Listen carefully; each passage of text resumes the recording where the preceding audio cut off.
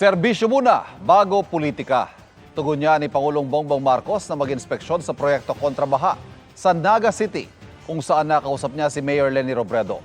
Kahit matunog din ang pangalan ni Robredo sa mga posibleng tumakbong Pangulo sa 2028, sinabi niyang prioridad daw niya ang Naga. At mula sa Naga nakatutok live si Darlene Can. Darlene. Ivan, hindi raw nag-usap tungkol sa politika sina Pangulong Bongbong Marcos at dating Vice President at ngayon Naga City Mayor Leni Robredo nang bumisita ang Pangulo rito kaninang umaga. Hindi rin diretsahang sinagot ng Pangulo ang mga tanong tungkol sa mainit na usapin ngayon sa politika kasunod ng deklarasyon ni Vice President Sara Duterte na tatakbo siya para sa pagkapangulo. Serbisyo muna bago politika. The most political thing that we did today, I wore my pink socks. My pink socks in honor of Mayor Leni.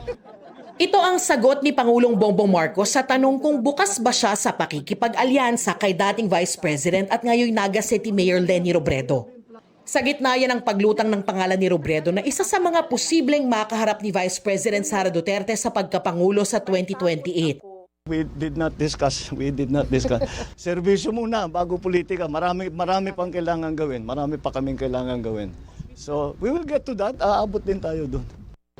Bumisita ang Pangulo rito sa Naga City kaninang umaga para inspeksyonin ang implementasyon sa lungsod ng Oplan kontrabahan ng gobyerno. Sabi ng Pangulo, matagal na raw na plano ang pagbisita niya sa Naga na isa raw sa mga bahaing lugar sa bansa. Naging critical ito especially with the storms that came in. Then I already instructed Sec Vince and Sec Ping to look at the situation here. Because, you know, we know that Bicol is always the pathway of the storms. Kilalang mahigpit na magkatunggali sa politika sina Marcos at Robredo na 2 beses nang nagharap sa eleksyon. Sa eleksyon 2016, tinalo ni Robredo si Marcos sa pagka-vice-presidente. Umapila si Marcos sa Presidential Electoral Tribunal pero hindi siya pinaboran. Nang magtapat naman sila sa pagkapangulo noong eleksyon 2022, higit doble ng boto ni Robredo ang nakuha ni Marcos. Itong pagkikita nila sa Naga ang ikalawang beses na nagkasama sila matapos ang 2022 elections. Huli silang nakitang magkasama ng pasinayaan ng Sorsogon Sports Arena noong October 2024. Nauna nang sinabi ni Robredo na tiyak siyang hindi pag-uusapan ng politika sa pagbisita ng Pangulo sa Naga. Siguro hindi maiiwasan na bibigyan ng kulay politika, pero wala talaga. Itong programa ng national government. In fact, hindi lang naman ito sa Naga. Isa lang kami sa mga sites na nasa pilot areas. And ang alam ko, pinukulan ni Presidente yung mga sites. Pero diretsahan pa rin tinanong si Robredo kung iniisip niyang tumakbo sa pagkapangulo sa 2028. Ako, hindi ko kino-consider pag-usapan yung politika to serve. Kasi ang dami ko pang trabaho gagawin. Ang ko lang, mayor, di ba ka 1 year? Para pag-usapan yung 2028, parang disservice naman sa mga tao.